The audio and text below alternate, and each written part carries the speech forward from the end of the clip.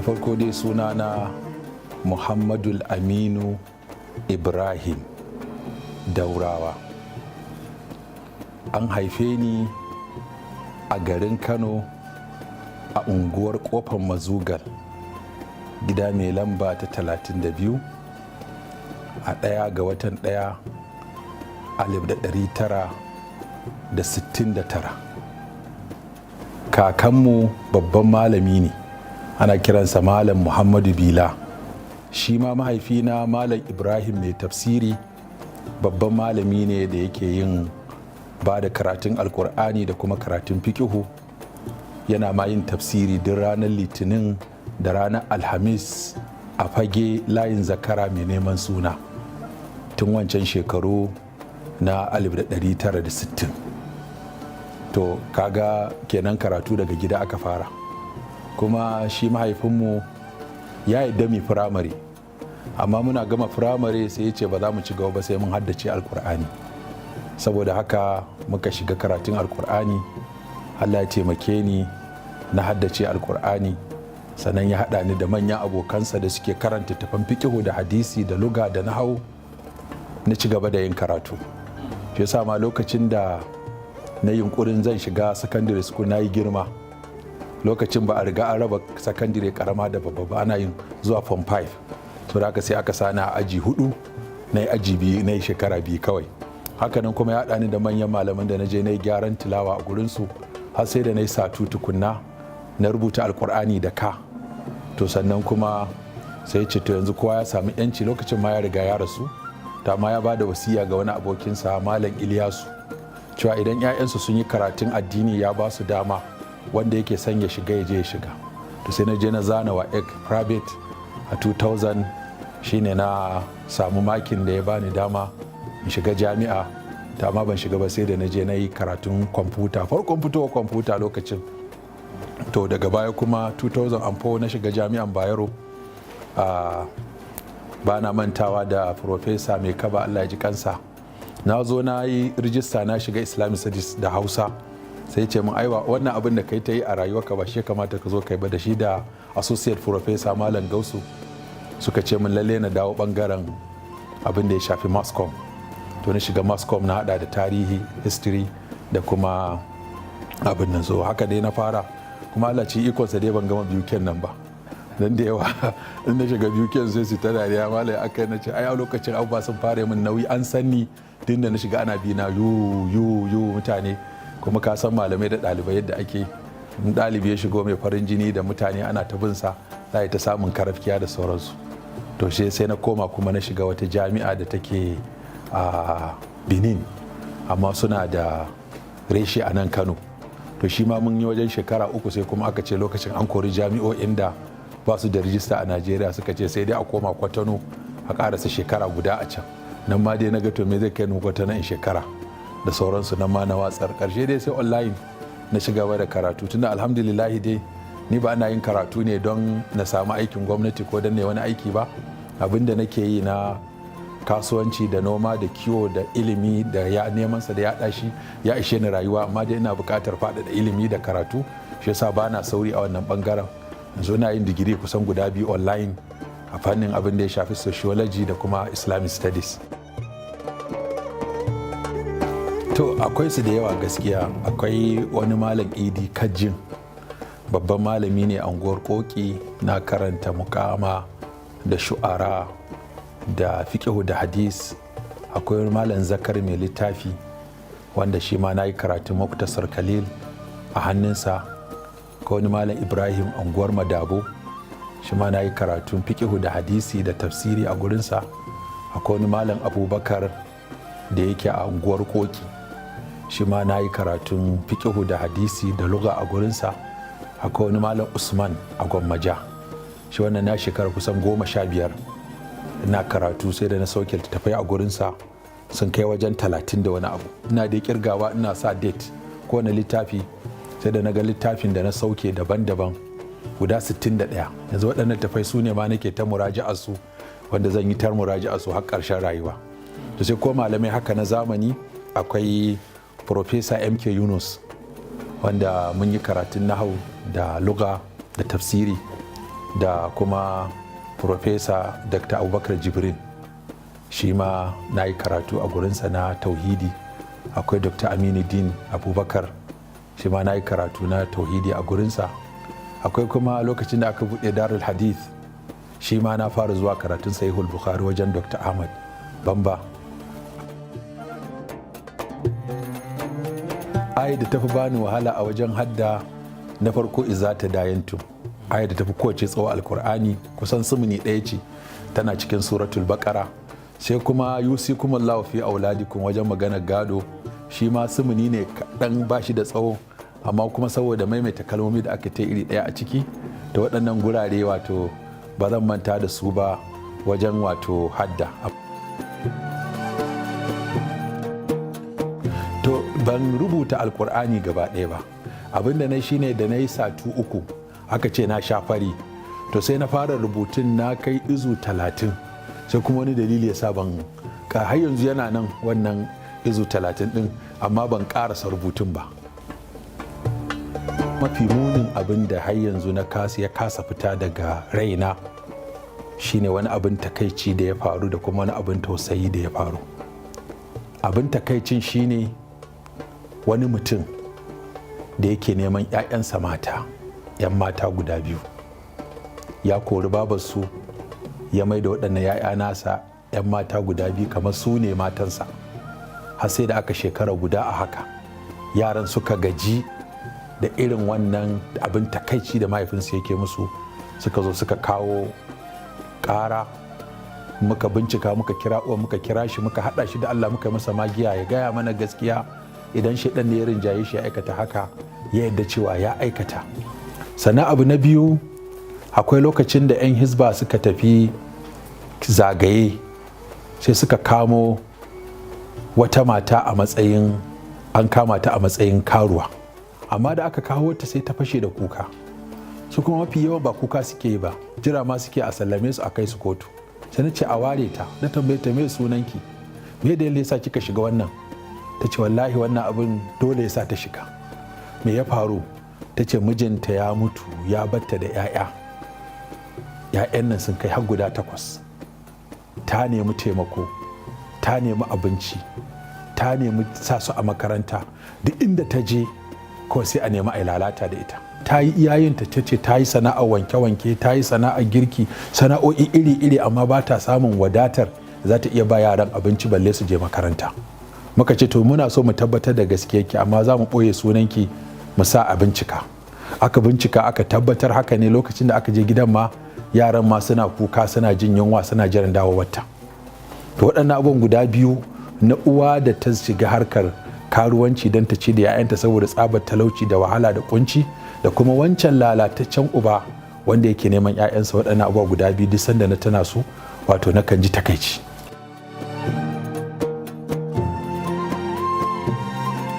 Shi kuma akwai wani ne da 'ya'yansa mata guda 2 sai suka fito da waɗanda suke so, shi ma uban ya fito musu da waɗanda yake so.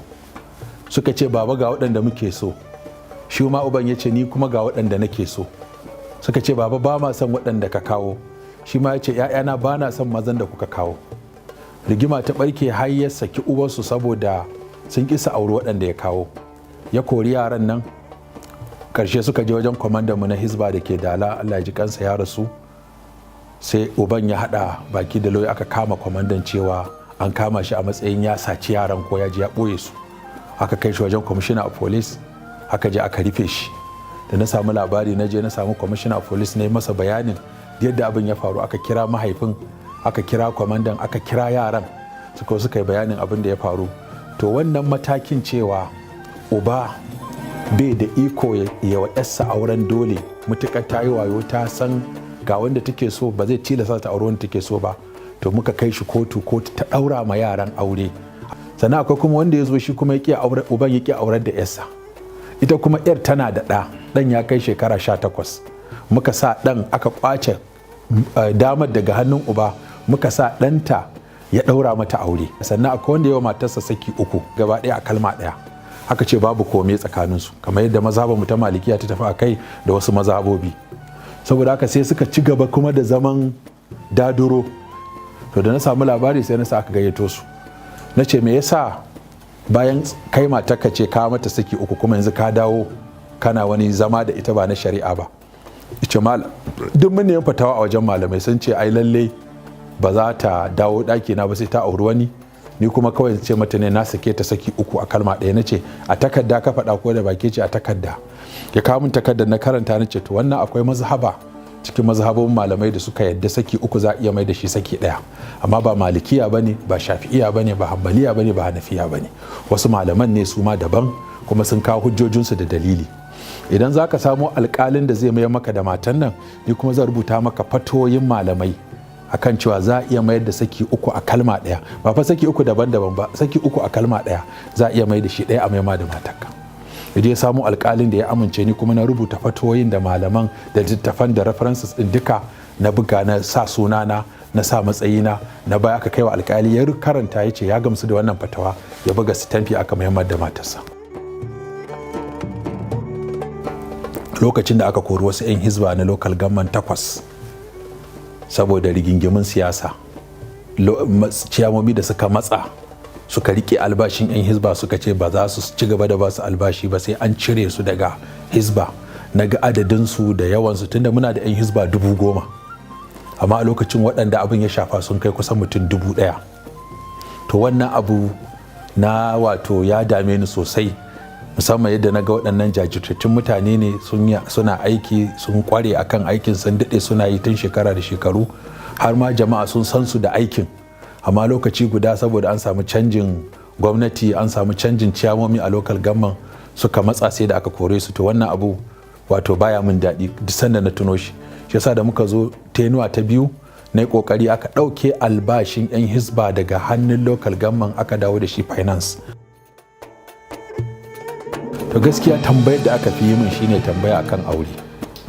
Idan za a yi min tambaya 100, to 90 akan harka aure ne. Wataƙila saboda program ɗin nan da aka ga nayi na auren zaurawa, wanda duk duniya ta gani, aka aurar da, muka shirya yadda aka aurar da mata 100, aka aurar da mata 1000, aka aurar da mata 1111, aka sake aurar da 1000, aka yi 1000. To wannan sai mutane suke ga saboda nayi ta ganawa da masu matsalolin aure, wata auren ne ya mutu aka mai da ita, sannan sulhu da muka yi, an rubuta sulhu wanda muka yi a ofis ina tsawon shekara 8 ina wajen sulhu 12,000. Sulhun da aka yi nasarar sulhunta miji da mata, sannan an ware adadin sulhun da ba a yi nasarar sulhunta ba wanda ya kai ga mutuwa aure. To wannan ya sa ko ina a Najeriya da ma wasu ƙasashe na duniya waɗanda duk mutanenmu Hausawa da masu jin Hausa suke, za ka ga cewa sukan zo sai mun tambaya akan aure. Akwai wani bature, wani profesa da ya zo daga wata jami'a, Miami University a ƙasar America, ya zo hukumar hisba, mun yi program da shi. Abin da ya kawo shi shine ya zo ne zai yi rubutu akan fatoyin da nake bayarwa akan aure a shirinmu na tambaya hudin ilimi, musamman kuma waɗanda ne akan me ke kawo mace-macen aure a ƙasar Hausa. Na kawo wajen abubuwa guda 61 waɗanda ne nazari, kuma wannan ba wai littafin wani na ɗauka na karanta na gani ba, a'a interview da nake taiwa zawarawa da 'yan mata. Ke mijinki ya mutu, ke aurenki ya mutu, me ya jawo aurenki ya mutu, in ta faɗa sai rubuta, me ya jawo aurenki ya mutu, in ta faɗa sai rubuta. To sai na samu waɗannan abubuwan guda kusan 61 waɗanda na mai da su ne kamar manyan ginshiƙan dalili da suke kawo mace-macen aure a ƙasashen Hausa. Inda dai za ka ɗauko karatu ka tafi tiriyan ba ka samun tuntuɓe, to za ga cewa waɗannan guraren suka fi daɗi. To za ka na fi jin daɗin suratul mu'minun, saboda lokacin da na yi haddar izinta zuwa ƙasa ina cikin yanayi da haddata min sauƙi. To da ko can aka yi misali ana sallah ko muna jan tahajjudi, na fi san Allah a zo irin waɗannan guraren daga suratu Maryam har zuwa ƙasa. Na fi jin daɗin waɗannan gurare saboda haddasu ta fi ƙwari a raina. To gaskiya dai a babban burina shine dai ni akan kai nawa shine in cika da imani, shine babban burina ne. Amma burina kuma ga al'ummata shine ina son in ga ci gaba na addini da na rayuwa. Ga 'ya'yanmu sun haɗa ilimin addini da ilimin zamani, sun samu wayewa, sun riƙe addininsu, sun riƙe zamaninsu, kuma sun yi addini irin wanda annabi sallallahu alaihi wasallama ya zo da shi ba tare da ƙari ba ko ragi ba. Ni dai na fi son zogale, a sa masa kuli-kuli, a yanka koren tattasai, a sa masa albasa, a sa tumatiri. To wannan haɗin na zogalen nan ina son sa. An min kyaututtuka masu girma masu nauyi, amma kyautar da aka yi min wacce ba zan manta da ita ba, wani mutum ya sallama, na fito daga gidana sai ya bani 200 naira 200. na ce bawan Allah ya haka, ya ce to malam ko kare na, nace a bare na ba. Ya ce to ai ni ban kalli gidan da kake da shi ba, ban kalli motar ka, ban kalli kaza ba, kawai ni ina kaunar ka ne saboda Allah, kawai shi yasa na kawo maka 200 na. Nace to na gode. To wannan abun na kasa manta, kuma har yanzu na yi ta neman mutumin nan, ban gan shi, ban san daga ina yake, ban san daga wace unguwa yake ba. Kawai ya ce min kaunata yake yi, kuma kawai shi sai dai in na rena. Na ce ba rena ba, na gode. Na yi masa godiya sosai. Na ce in ka masa ruwa ma, ya ce a'a. Ka masa abinci, ya ce a'a, shi dai kawai yana kaunata, kawai ya ɗauko wannan 200 ya bani. A ƙasa ya zo, ni ina mota katuwa, ina katon gida, amma ya ɗauki 200 ya bani. Wannan abun na kasa manta. A lalle kam, ai ka san in dai dan cikin gari ne kai, ai dole za a dan yi bal. Wannan bal kamun yi ta duk abokanmu ga su nan. Muna da sarari crossrover, muna da 11 star, muna da Everton, muna da respectors. Duk waɗannan kulab ne da muka yi da matasa abokai, wanda dama ana yara an san wasan bal wannan yana cikin wasanni da ake, kuma shi ne ma ina ga ginshikin wasan. Wannan kamun yi shi muna yara sosai. Kata lamba nawa kake yi? Ai mafi yawa da yake na fi amfani da hagu, ina buga lamba 3 ko lamba 11, ko kuma in buga lamba 9. Duk gurin da ake son karfi ko gudu, to mafi yawa akan sani a nan lamba 9, tunda shi yafi kowa yake shan wahala, ko kuma ina buga 10, 11, a kai da 3 da 7. Abin da 11 da 3 da 9. Shekara cin balmala. A sosai kuwa. ‘Ya'yana 14, guda 4 daga ciki sun gama university, sannan kuma akwai guda 2 yanzu da su shiga.